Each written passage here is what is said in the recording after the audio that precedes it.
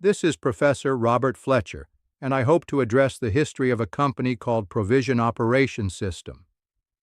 In light of the one-sided news released by the SEC regarding the ProVision matter concerning myself, Robert Thomas Fletcher, I want to set the twisted facts straight. While it is true that I did reach a settlement in the matter, there were no criminal charges filed against me.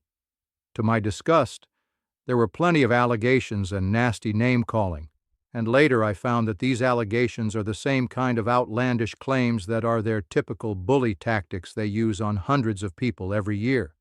The government has amazing power to make anyone sound like a criminal because they can scandalize anyone, drag them through years of court battles, seize your funds, and splash lies across the media, not allowing their target to take a breath.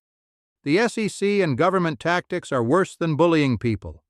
They know how to destroy your life and run you over to get to their next unfortunate victim. In my case, I had the hard choice of fighting the government at great personal and financial cost or handing over $5 million plus fees and walking away a free man with what was left of my personal integrity. While I wanted to fight, my closest legal advisor insisted that it was better to live to fight another day, so we agreed to the cash settlement. What happened after a mutual settlement agreement is an absolute insult upon injury, as the final court settlement released to the paper listed nothing good about the company or me, but scandalized and maligned me after the fact. The SEC posted the settlement agreement, which did not bother to highlight the $5 million I walked away from, but took every opportunity to destroy me by purposefully retelling the story in the very worst slander I could have imagined. How could these people do this to a person or a company that had been a booming success in profitability, growth, and was helping hundreds of people improve their lives? There are numerous elements left out of the SEC's lopsided description of what was a rapidly growing business success. One of the key projects was a humate farm. Humate is a natural substance that enhances soil fertility, structure, and water holding capacity. It's rich in humic substances like humians, humic acids, and fulvic acids, which help create healthier and more productive plants. This resource was valuable and a commodity with real resale value. Because the contract to resell the humate was not ownership, the SEC argued that ProVision's claims were not sufficient. ProVision did not own the farm. The humate farm was a subsidiary under contract with ProVision, with a huge supply of a valuable agricultural commodity. To be fair, ProVision was a success training company, not a commodity broker. The training program offered by Robert Fletcher and ProVision Operation System soon began to actively acquire properties, rights, and assets that were in various stages of acquisition. But one of the best features was the ability of joint partners to share and participate in the program. Fees collected were for training and also used to create large returns. Again, to be fair, the rapid growth of ProVision had more than a few imperfections and growth challenges that were grossly misrepresented by the malicious legal system, who knows that they have the free ability to vilify and smear even good people. However, with the backing of the courts, the SEC lawyers know that they can destroy the reputation of those that come under their purview. In fact, the SEC and other government agencies vilify their targets first and always twist the facts in the most unfavorable and scandalous way possible. Then they send their twisted story to cooperating news outlets that feels like a knife to the heart of any growing organization. In too many cases, many good businesses and people have been destroyed by these hyperventilated and salacious accusations long before the court date is set. ProVision Operation System was actually formed in Las Vegas with 3 people that grew to 30 people paying $500 each for success training classes. 30 students returned for more training, bringing others to follow. The program also allowed our partners to share the wealth in order to net large returns. With explosive growth, leaders became teachers, and crowds flocked to the training events. We must ask how any training or success system is a concern for the SEC, but believe me, they always find some way to turn your best efforts into a heinous violation of some law you have never heard about. The very nature of ProVision's success training would naturally be more than training people to succeed. Projects of all types were considered, and the best were adopted by our leadership teams. ProVision and our partners needed to put their earnings into ventures that allowed our partners to share in the performance of owning property, good business ventures like the Hummet Farm, and even a yacht club for the wealthy to enjoy. In some cases, the ability to buy raw land and project the development of housing units may be high speculation for some. But frankly, what projected real estate development doesn't paint the big picture of what the project will accomplish in the future.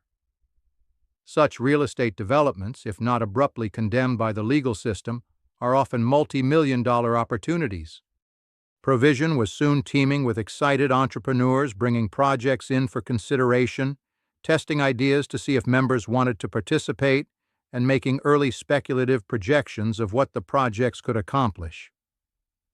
Nearly any business venture can be disrupted partway through development by governmental intrusion.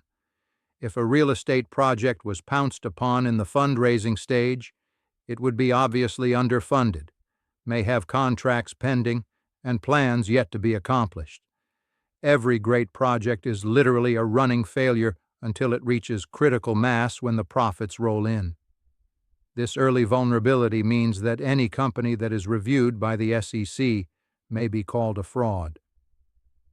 ProVision was a tremendous success story with hundreds of excited students and entrepreneurs working together to build an amazing success business that included and rewarded those who participated. Even the best-funded companies must raise money from partners who eagerly offer their time, money, and support in the hope of expected great profits. ProVision didn't follow the normal flight path of such companies. Stock was a later inclusion, after the business had grown beyond a few hundred people. But the stock first offered for less than 1 cent quickly grew to over 50 cents. It all started with a fellow by the name of Gifford Maybe, who we used to help organize a penny stock program for ProVision Operations System. Gifford's past problems brought attention to ProVision, and the SEC asked the ProVision staff to supply false reports about Gifford to railroad him. When we refused, the SEC came after us to teach us a hard lesson. During the early development stage, the SEC can step in with a slew of regulations that would choke a whale. Very few companies can endure a multi-year-long battle with the SEC that has an unlimited budget and sees such opportunities as a way to collect huge fines if they drop the charges.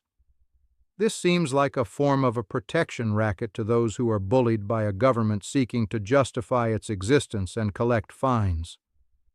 For those that are concerned that my view of ProVision as a growing success differs greatly from the twisted story of what I believed was a huge concession to hand over $5 million to settle the matter, please understand that I lived through this nightmare.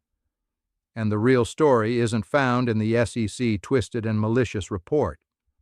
Honestly, I was and still am very proud of what we accomplished in record time. By the way, ProVision's penny stock grew from less than a penny to 50 cents, which would have been a $20 million valuation. But meteoric growth like that isn't always neat and pretty.